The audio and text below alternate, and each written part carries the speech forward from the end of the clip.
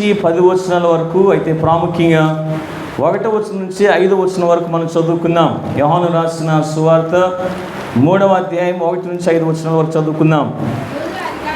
యూదుల అధికారి అయిన నికోదేమను పరసయ్యుడొకడుండెను.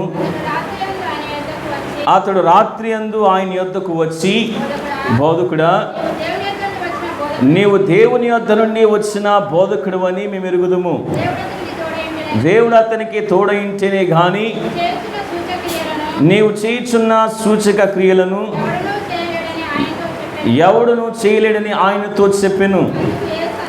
అందుకు యేసు అతనితో, ఒకడు కొత్తగా జన్మించితేనే కాని అతడు దేవుని రాజ్యమును చూడలేడని నీతో నిశ్చయముగా చెప్పుచున్నాను నేను.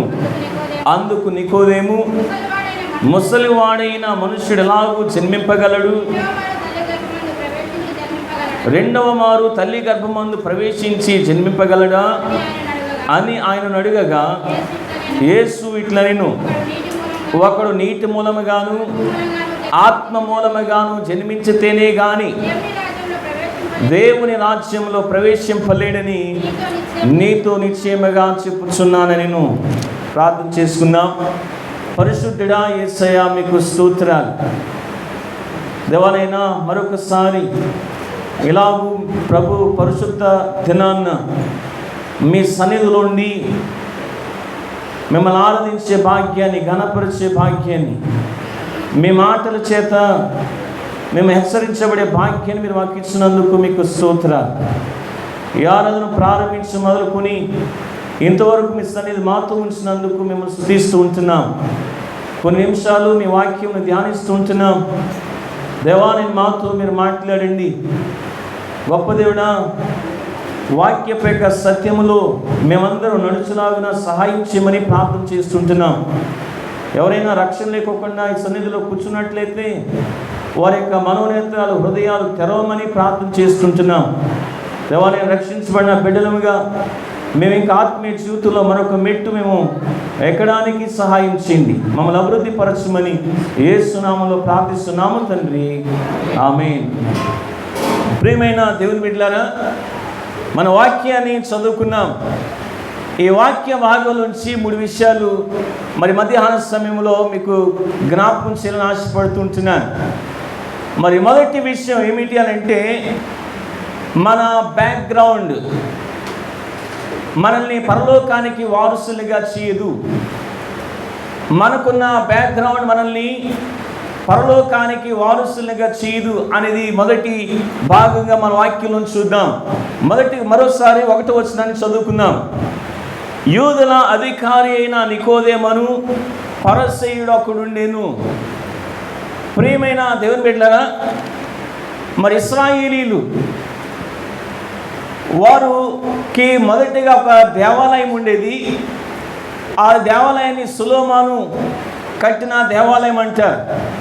అయితే ఆ దేవాలయం క్రీస్తు పూర్వం 586లో నెబుకద్నెజరు చేత కూల్చబడింది. తర్వాత 2వ దేవాలయాన్ని కట్టుకున్నారు. మరి వాళ్ళు ఇశ్రాయేలీలు బబులోను దేశం నుంచి వారు ఒక దేశం వెళ్ళినప్పుడు యెరుబ్బయలు యొక్క నాయకత్వంలో 2వ దేవాలయం కట్టబడుతూ ఉంటుంది. దానినే హెరోదియన్ టెంపుల్ అని కూడా అంటారు. అయితే 2వ దేవాలయం కట్టబడిన తర్వాత ఇశ్రాయేలుకి ఒక న్యాయస్థానం అనేది వచ్చింది. దాన్నే మరి ఏమంటారంటే ఇంగ్లీష్లో సుప్రీం కోర్ట్ అని అంటారన్నమాట. అత్యున్నత న్యాయస్థానం. ఆ యూదులకు ఎందుకు అత్యున్నత న్యాయస్థానం వచ్చింది అని అంటే, యూదులు మరి నైతిక విలువలను కలిగి నడుచుకోవాలి, అదేవిధంగా మోషే ధర్మశాస్త్ర ప్రకారంగా నడుచుకోవాలి అని వాళ్ళని ఏర్పాటు చేశారు. ఒకవేళ కనుక ఇశ్రాయేలుకి ఏవైనా సమస్యలు వస్తే ఆ న్యాయస్థానం దగ్గరికి వెళ్ళేవారు. దానిని ఇంకొక పదంగా ఏమని పిలుస్తారంటే, ఆ సుప్రీంకోర్టుని సన్హెడ్రిన్ అని అంటారు. మరి సన్హెడ్రిన్ అనే పదం గ్రీకు భాషలోంచి వచ్చింది. దాని యొక్క అర్థం అసెంబ్లీ ఆర్ కౌన్సిల్ అని అన్నారన్నమాట. అంటే మహాసభ లేకపోతే ఒక సమూహం అని పిలిచారు. అది అత్యున్నత న్యాయస్థానంలో ఎంతమంది ఉంటారు? ఆ సన్నిహితులు అంటే 70 మంది అధికారులు, వారితోటి ఒక ప్రధాన యాజకుడు. ఈ 71 మందిని ఏంటంటే అత్యున్నత న్యాయస్థానంగా ఏర్పాటు చేశారు. వారు మహాసభగా ఏర్పాటు చేశారు. అయితే మన తెలుగు బైబిల్లో కనుక మనం చూసినట్లయితే మనకి ఎక్కడ కూడా సన్నిహితుడు అని బైబిల్లో మనకు కనబడదు. అంత మాత్రమే కాకుండా మరి సుప్రీంకోర్టు లేకపోతే అత్యున్నత న్యాయస్థానం ఇశ్రాయేలుకు ఉన్నది అనేది కూడా మనకు బైబిల్లో కనబడదు. మరి ఏమని తెలుగు బైబిల్లో రాయబడింది అంటే మహాసభ అని రాయబడింది. మాటలు చూడండి ఒకసారి. అపోస్తల కార్యములు 5వ అధ్యాయం 21వ వచనాన్ని మనం చదువుకుందాం. వారు ఆ మాట విని తెల్లవారగానే దేవాలయంలోనికి వెళ్ళి బోధించుండిరి. ప్రధాన యాజకుడును అతనితో కూడా నున్న వారిని వచ్చి మహాసభ వారిని ఇశ్రాయేలు పెద్దలందరినీ పిలిపించి, ఇక్కడ చూస్తుంటే మహాసభ వారిని అని అంటున్నాడు. మరలా 6వ అధ్యాయము 12, 13 వచనాలు చదువుకుందాం. ప్రజలను పెద్దలను శాస్త్రులను రేపి అతని మీదకి వచ్చి అతనిని పట్టుకొని మహాసభ యొద్దకు తీసుకుని పోయి అబద్ధపు సాక్షులను నిలబెట్టిరి. మహాసభ యొద్దకు తీసుకుని పోయి అని అంటున్నారు. మళ్ళా ఇంక 2 వచనాలు చదువుకుందాం. అదే అపోస్తల కార్యములు 22వ అధ్యాయం 5వ వచనాన్ని చదువుకుందాం. ఇందును గూర్చి ప్రధాన యాజకుడును పెద్దలందరూ నాకు సాక్షులై ఉన్నారు. చూడండి, ఇక్కడ అపోస్తలుడైన పౌలు గారు చెప్తున్న మాటలు. ఇందును గూర్చి ప్రధాన యాజకుడును పెద్దలందరూ అంటే 70 మంది పెద్దలు, ఒక ప్రధాన యాజకుడు, అత్యున్నత న్యాయస్థానం మహాసభ అని అంటున్నాడు. 23వ అధ్యాయం 1వ వచనంలో కూడా రాయబడిన మాట. పౌలు మహాసభ వారిని తేరి చూచి, మహాసభ వారిని, ప్రియమైన దేవుని బిడ్డలారా, మీ జ్ఞాపకం చేస్తుంటున్నాను.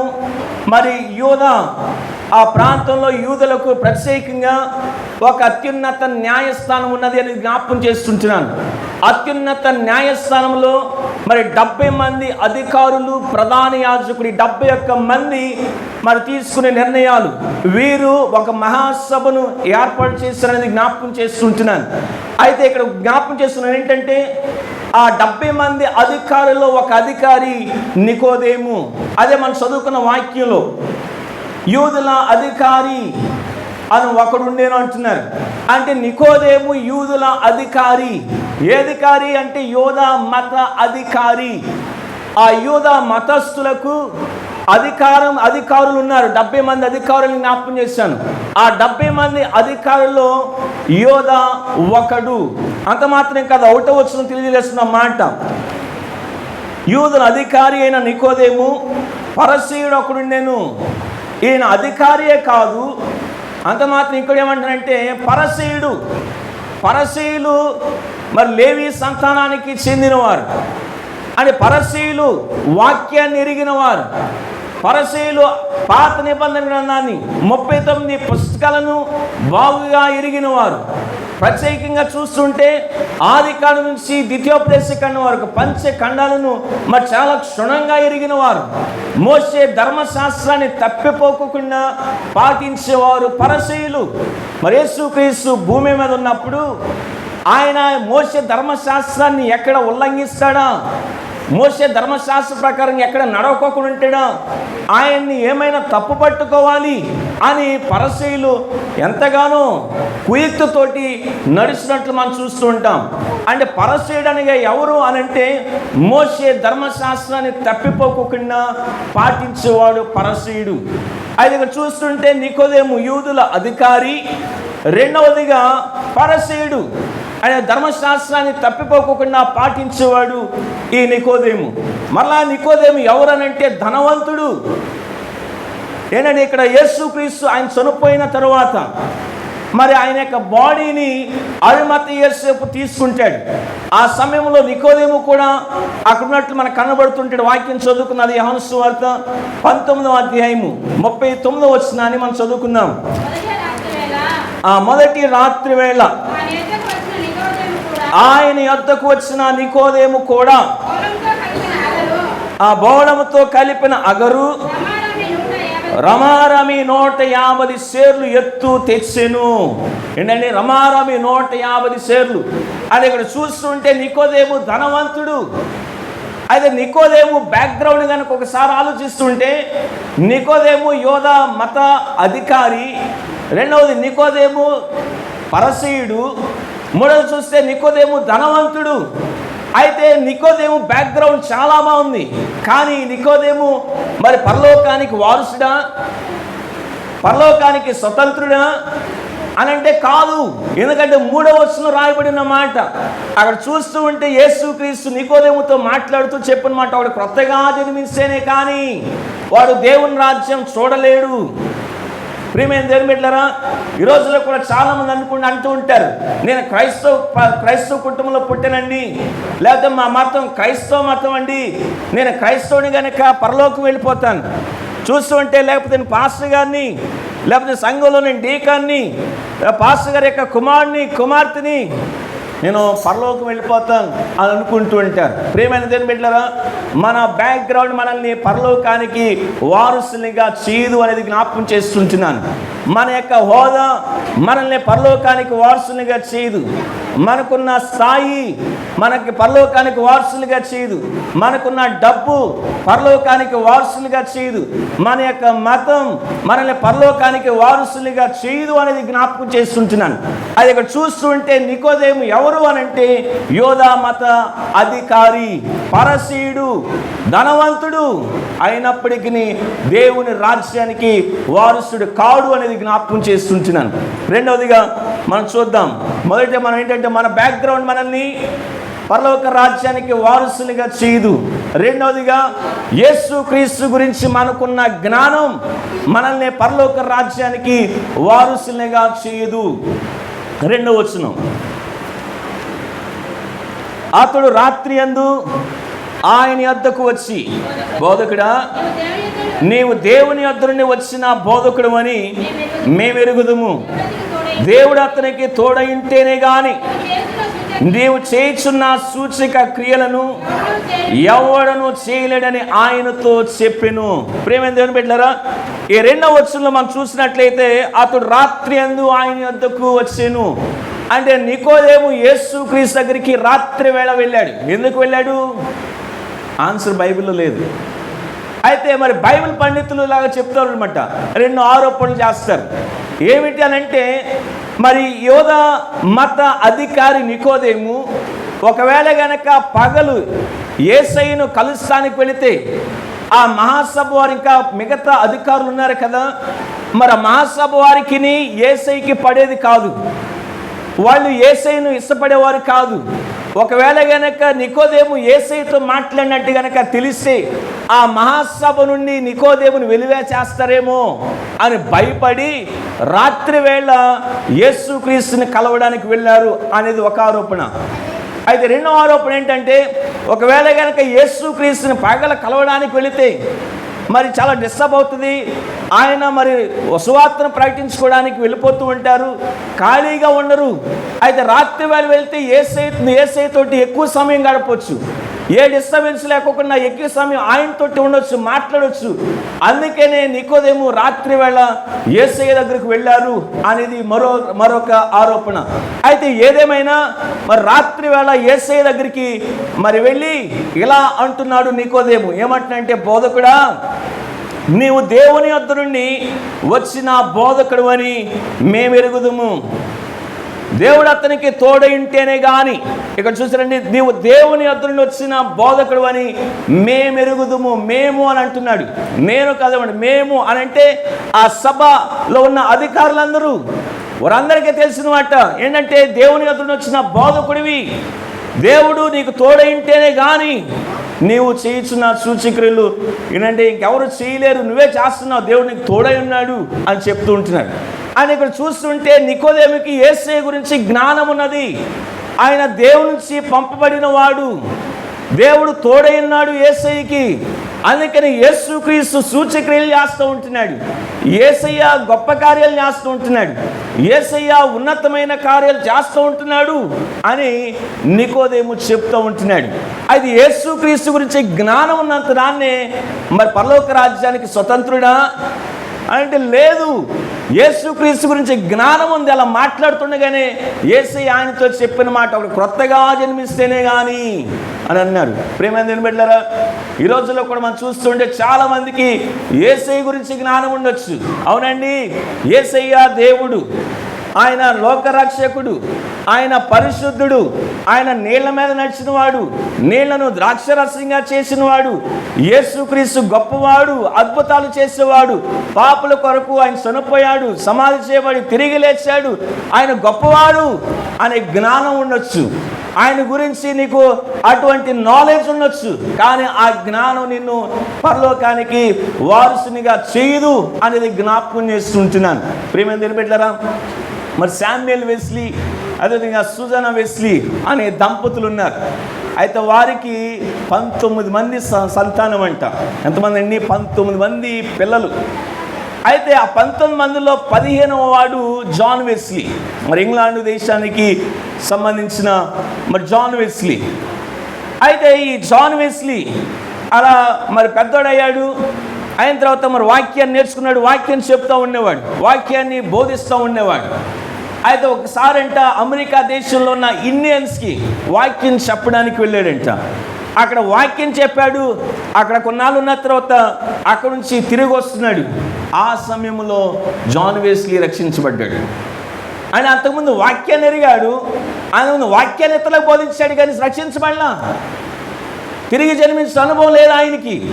దేని గురించి జ్ఞానం ఉంది? వాక్యం అంటే జ్ఞానం ఉంది. ప్రియమైన బిడ్డలారా, మరి చూస్తుంటే ఈ దినాల్లో చాలామందికి మరి వాక్యాన్ని కంఠస్థం చేయొచ్చు, వాక్యాన్ని నేర్చుకోవచ్చు, వాక్యాన్ని వెంటనే చెప్పొచ్చు, అంటే వాక్యపు జ్ఞానం ఉండొచ్చు, యేసుక్రీస్తు గురించిన జ్ఞానం ఉండొచ్చు. ఆ జ్ఞానం నిన్ను పరలోక రాజ్యానికి తీసుకువెళ్ళదు అనేది జ్ఞాపకం చేస్తుంటున్నాను. ఇక నికోదేము ఎవరంటే యూదా మత అధికారి, పరిసయ్యుడు, వాక్యాన్ని ఎరిగినవాడు, యేసుక్రీస్తు గురించి తెలిసినవాడు, కానీ తిరిగి జన్మించడం అంటే ఏంటో తెలియలా. అందుకని 10వ వచనం అంటున్న మాట, యేసు ఇట్లా నీవు ఇశ్రాయేలుకు బోధకుడు అయ్యిండి వీటిని ఎరుగవా. చూడండి, ఇశ్రాయేలుకు బోధకుడు అయ్యిండి. ఆయన ఇశ్రాయేలుకు వాక్యాన్ని బోధించేవాడుకుంటున్నావు, వాళ్ళకి నీతిని నేర్పించేవాడుకుంటున్నావు, కానీ వీటిని ఎరగవా అని. తిరిగి జన్మించడం అంటే ఏంటో తెలియదు. ఇంకో మాటలో చెప్పాలంటే ఈ నికోదేము ఆత్మీయంగా చచ్చిపోయాడు కనుక ఆత్మీయ విషయాల పట్ల ఏమాత్రం కూడా గ్రహింపు లేకుండా ఉంటున్నాడు. ప్రియమైన దేవుని బిడ్డలారా, అందుకే ఏ భేదం లేదు, అందరూ పాపం చేసి దేవుడు అనుగ్రహించి మహిమను పొందలేకపోతుంటున్నారు.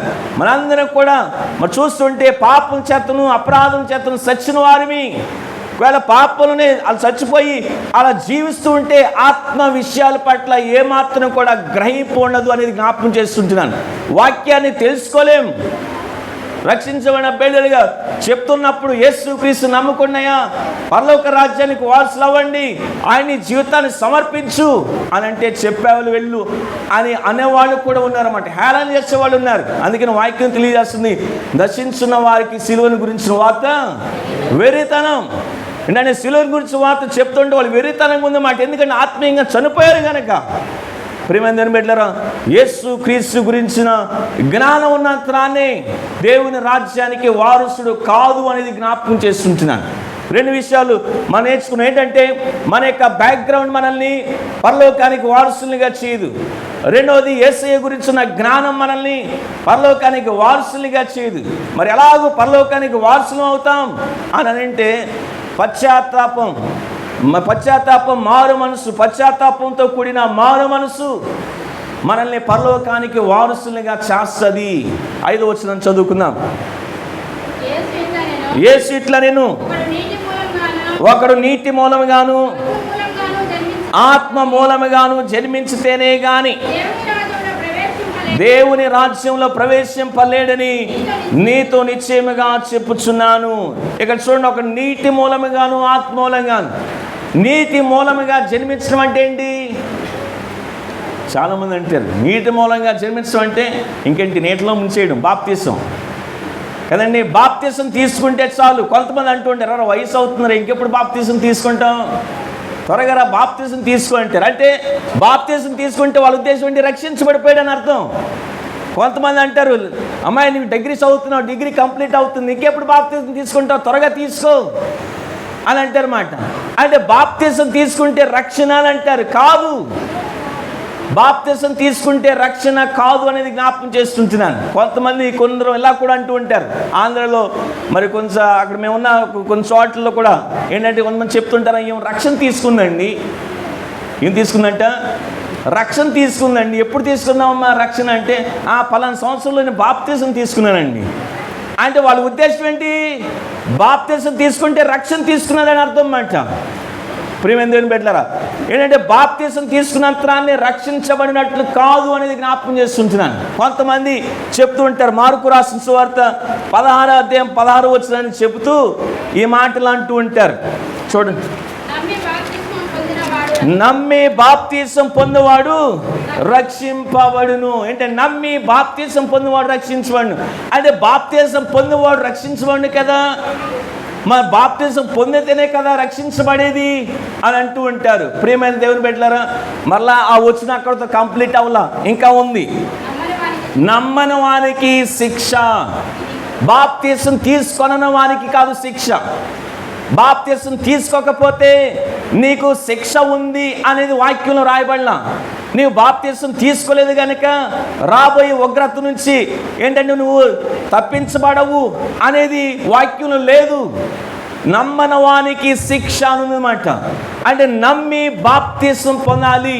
నమ్మడం అంటే ముందు యేసుక్రీస్తుని నమ్మాలి. ఆయన లోక రక్షకుడు, ఆయన నా పాపాల కొరకు వచ్చాడు, ఆయన నా పాపాలని కలువరిశిలలో ఆ మేకుల మీద దిగొట్టాడు, నా కొరకు చనిపోయి సమాజపడి తిరిగి లేచిన వాడు. ఆయన నమ్మి నీ పాపాల నిమిత్తం పశ్చాత్తపడి ఆయన నువ్వు చేర్చుకుంటే, నీ సొంత రక్షకు అంగీకరిస్తే నువ్వు రక్షించబడతావు అని జ్ఞాపకం చేస్తుంటున్నాను. కేవలము నీటిలో మునిగినంత రాన్నే అంటే నువ్వు రక్షించబడవు. ఏమో కొంతమంది అనుకుంటూ ఉండొచ్చు, నేను బాప్తిసానికి వ్యతిరేకంగా మాట్లాడుతున్నాను. ఏంటంటే నేను బాప్తిసానికి వ్యతిరేకంగా మాట్లాడట్లా, బాప్తిసం తీసుకోవద్దు అని అంటలేదు మాట. ఏంటంటే కేవలము బాప్తిసం తీసుకుంటే పరలోకం వెళ్ళిపోతారు అని చెప్పే బోధ తప్పుడు బోధ అని చెప్తూ ఉంటున్నాను.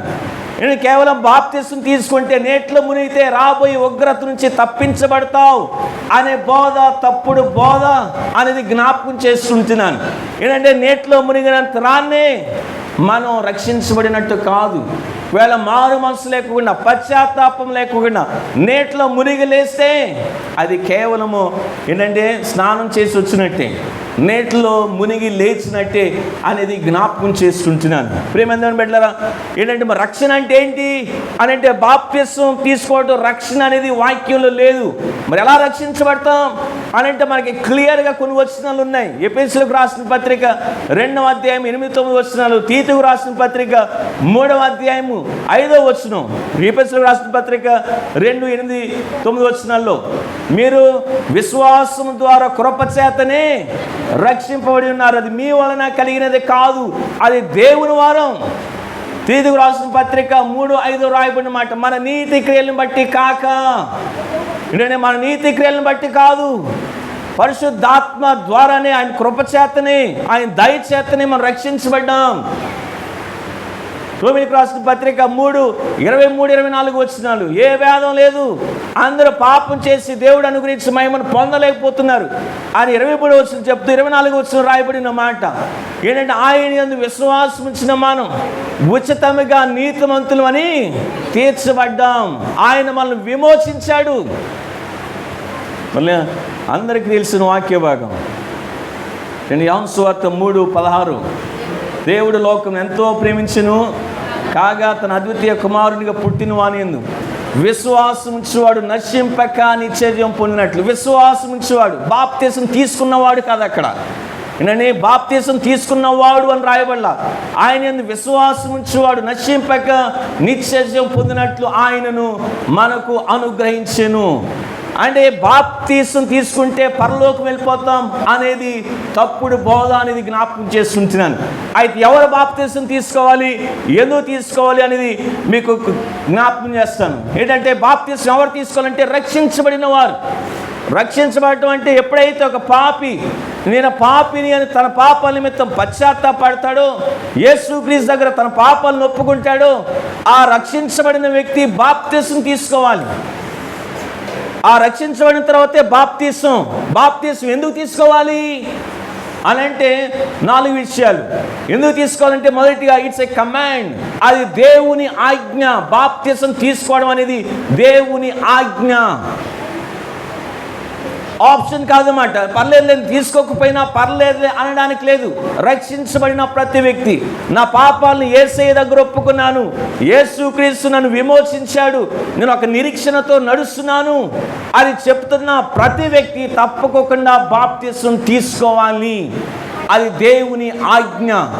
రెండవది, బాప్తిసం ఎందుకు తీసుకోవాలి అనంటే సంఘం ఎదుటను సమాజం ఎదుట నేను రక్షించబడ్డాను అని సాక్ష్యం ఇవ్వడానికి బాప్తిసం తీసుకోవాలి.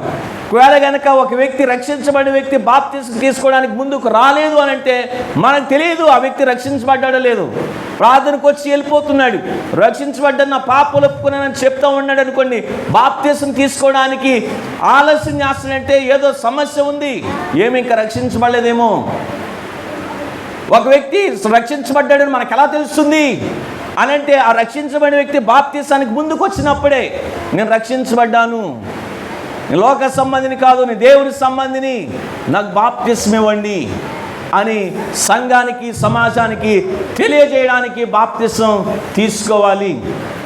మూడవదిగా బాప్తిసం ఎందుకు తీసుకోవాలి అనంటే అలా చూస్తుంటే బాప్తిసం అనేది యేసుక్రీస్తు మరణానికి, ఆయన భూస్థాపానికి, ఆయన పునరుద్ధానానికి సాదృశ్యంగా ఉన్నది. రోమీయులకు రాసిన పత్రిక 6వ అధ్యాయము 3వ వచనం నుంచి 10వ వచనం వరకు ఆ మాటలు అక్కడ రాయబడి ఉన్నాయి. ఏంటంటే బాప్తిసం మరి యేసుక్రీస్తు మరణంతో, ఆయన భూస్థాపంతో, పునరుద్ధానంతో మరి ఐక్యపరచబడి ఉన్నది అనేది జ్ఞాపకం చేస్తూ ఉంటున్నాడు. అంటే ఎప్పుడైతే ఒక వ్యక్తి నీటిలో మునుగుతాడో యేసుక్రీస్తు ఆయన చనిపోతున్నాడు, అంటే పాపం విషయమై చనిపోతుంటున్నాడు.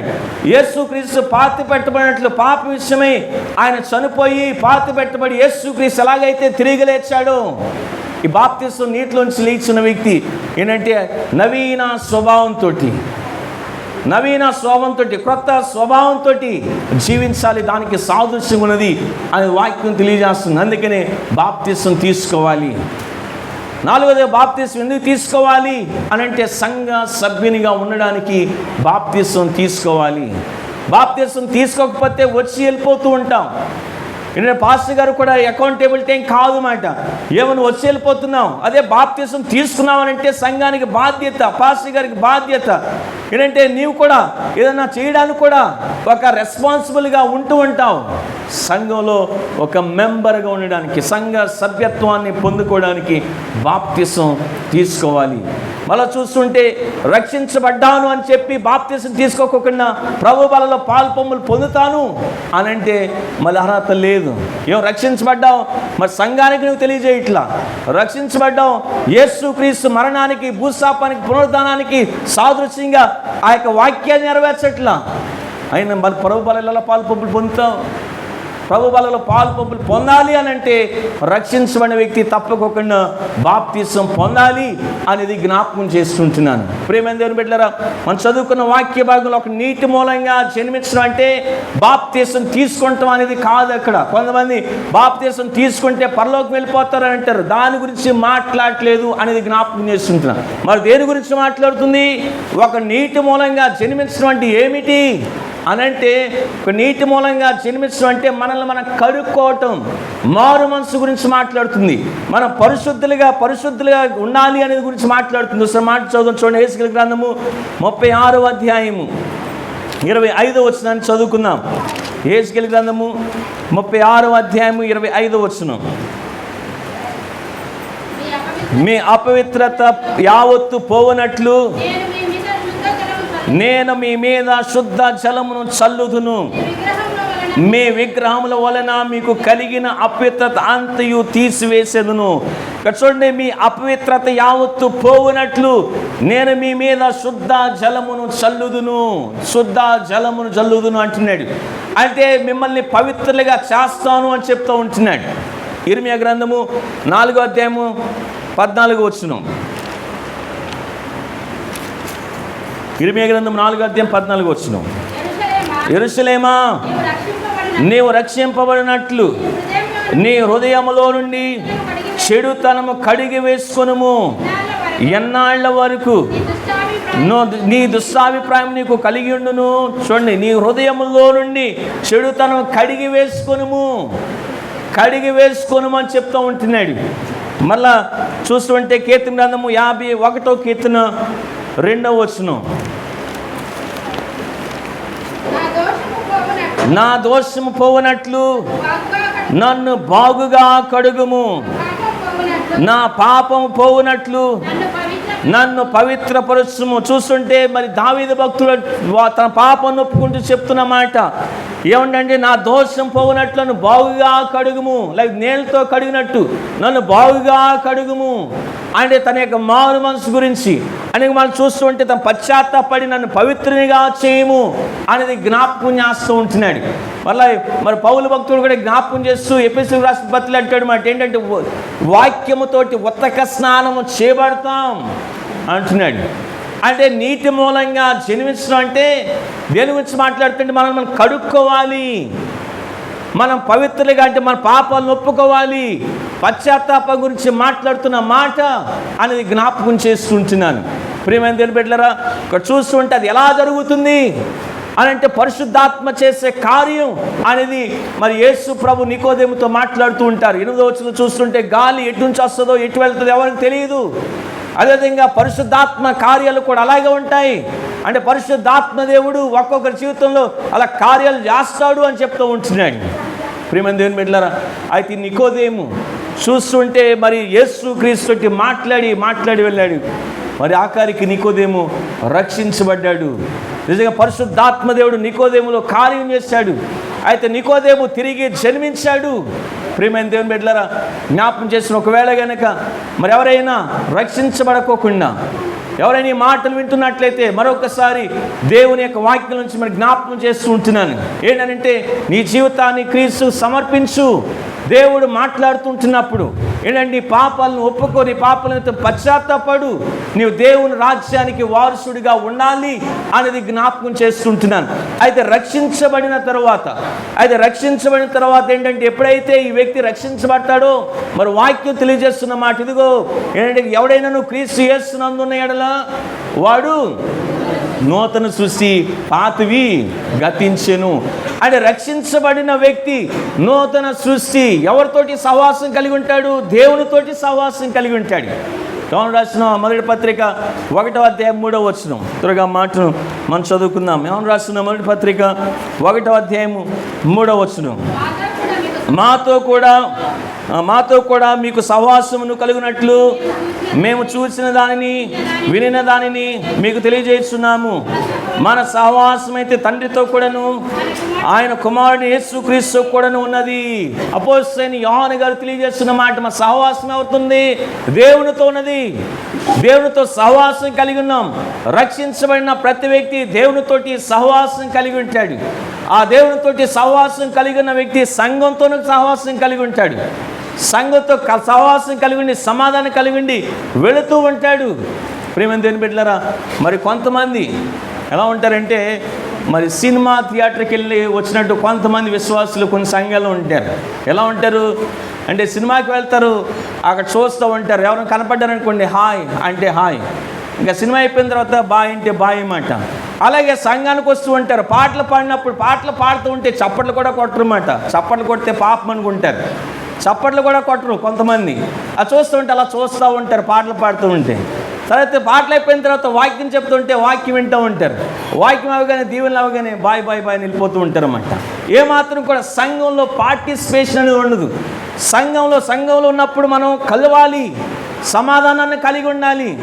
సంఘంలో మరి పార్టిసిపేట్ చేయాలి, ఒకరినొకరు మాట్లాడుకుని మన సమాధానంగా ఉండి మరి ఆప్యాయతను ప్రేమను కలిగి ఉండి వెళ్ళాలి అనేది జ్ఞాపకం చేస్తుంది. రక్షించబడిన వాని యొక్క స్వభావం బాగా చూస్తే దేవునితో సహవాసం కలిగి ఉంటాడు, సంఘంతో సహవాసం కలిగి ఉంటాడు, కుటుంబంతో సహవాసం కలిగి ఉంటాడు. కుటుంబం కూడా రక్షించబడిన వ్యక్తి కుటుంబ భార్య భర్తల మధ్య సమాధానం.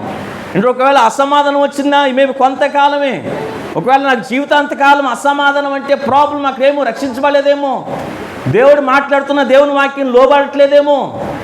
ఏంటంటే దేవుని వాక్యానికి లోబడాలి, నేను సమాధానం కలిగి ఉండాలి. భార్యాభర్తల మధ్య సమాధానం, ఇంకా చూస్తుంటే పిల్లల మధ్య సమాధానం, అందరూ సమాధానంతో జీవించాలి. ఎప్పుడైతే దేవునితోటి సహవాసం చేస్తూ రక్షించబడిన వ్యక్తి అంటే వాడు క్రొత్తగా జన్మిస్తే ఎవరైతే రక్షించబడతాడో ఆ వ్యక్తి దేవునితోటి సహవాసం కలిగి ఉంటాడు, సంఘంతో సహవాసం కలిగి ఉంటాడు, కుటుంబంతో సహవాసం కలిగి ఉంటాడు, సమాధానం కలిగి ఉంటాడు. మరి కుటుంబం అంతా, తల్లిదండ్రులు, పిల్లలు అందరూ కూడా సమాధానంతో ఉంటారు. ప్రియమైన దేవుని బిడ్డలారా, మరి జీవితం ఎలా ఉంది, నీ కుటుంబం ఎలా ఉంది, ఒకసారి మనం పరిశీలన చేసుకోవాలి. నిజంగా మరి నేను తిరిగి జన్మించానా? ఒకవేళ తిరిగి జన్మించిన అనుభవం లేకపోతే దేవుని అడుగు, పశ్చాత్తాపడు. దేవా, నన్ను మార్చండి అయ్యా, నా సహాయం చేయండి, నన్ను క్షమించండి అని దేవుని దగ్గర నువ్వు పాప క్షమాపణ అడుగు. తిరిగి జన్మించిన అనుభవం ఉంటే దేవునితోటి సహవాసం కలిగి ఉంటావు, దేవుని బిడ్డలతోటి సహవాసం కలిగి ఉంటావు. మన జీవితాలలో ఉన్నాయి. అందరూ కళ్ళు మూసుకున్నట్లయితే మనం ప్రార్థన చేసుకుందాం. ప్రియమైన దేవుని బిడ్డలారా, 3 విషయాలు చూసాం. మన బ్యాక్గ్రౌండ్ మనల్ని పరలోకానికి వారసులుగా చేయదు. ఏమో ఇంతవరకు నేను క్రైస్తవ కుటుంబంలో పుట్టాను కదా, నేను క్రైస్తవుడిని, నేను పరలోకం వెళ్ళిపోతాను అని ఒక భ్రమలో ఉన్నవేమో. లేకపోతే నాకున్న ఒక హోదాను బట్టి, ఒక స్థాయిని బట్టి పరలోకం వెళ్ళిపోతాను అని ఒక భ్రమలో జీవించేవేమో. మన యొక్క స్థాయి మనల్ని పరలోకం తీసుకువెళ్ళదు. యేసయ్య గురించి మనకున్న జ్ఞానం మన పరలోకానికి తీసుకువెళ్ళదు. మన పరలోక రాజ్యానికి వారసును అవ్వాలి అని అంటే పశ్చాత్తాపంతో కూడిన మారు మనస్సు కలిగినప్పుడే మన పరలోక రాజ్యానికి వారసులం అవుతాం. నిజంగా నీ పాపాల నిమిత్తం పశ్చాత్తాపడిన అనుభవం నీకుంటే నువ్వు పరలోకానికి వారసువి. అనుభవం నీకున్నదా? రక్షించబడిన మనం దేవునితోటి సహవాసం, సంఘ బిడ్డలతో సహవాసం, కుటుంబంలో సహవాసం, ఇది ఉన్నదా? ఒకసారి మనం పరిశీలన చేసుకున్నాం. పరిశుద్ధుడా యేసయ్యా, మీకు స్తోత్రాలు. దేవా, నేను ఇంతవరకు ఈ వాక్యం ద్వారా మాతో మరి మాట్లాడేందుకు మేము స్తుతులు చెల్లిస్తుంటున్నాం. అవును ప్రభువా, మా బ్యాక్గ్రౌండ్ మమ్మల్ని మీ రాజ్యానికి వారసులుగా చేయదు ప్రభు. మీ గురించి మాకున్న జ్ఞానం మీ రాజ్యానికి మమ్మల్ని వారసులుగా చేయదు. దేవా, తిరిగి జన్మించిన అనుభవం మేము కలిగి ఉంటేనే, పశ్చాత్తాపంతో కూడిన మారు మనసు మేము కలిగి ఉంటేనే మీ రాజ్యానికి వారసులం అవుతాం. దేవనైనా అటువంటి సత్యాన్ని దేవా తెలుసుకున్న బిడ్డలు ఎవరైతే ఇంకా రక్షించబడలేదో తమ జీవితాలు మీకు సమర్పించడానికి సహాయం చేయండి. మీరు వారి హృదయాలలో ప్రభు కార్యం చేయమని ప్రార్థన చేస్తూ ఉంటున్నాం. దేవ, రక్షించబడిన మేము, దేవానైనా మీ అందు నూతన సృష్టిగా పిలువబడుతున్న మేము మీతో సహవాసం కలిగి ఉండి, మీ బిడ్డలతోటి సహవాసం, కుటుంబంలో సహవాసం, నెమ్మది, సమాధానం కలిగి ఉండి జీవించడానికి సహాయం చేయండి. మమ్మల్ని అందరినీ దీవించమని యేసు నామములో ప్రార్థిస్తున్నాము తండ్రి. ఆమేన్.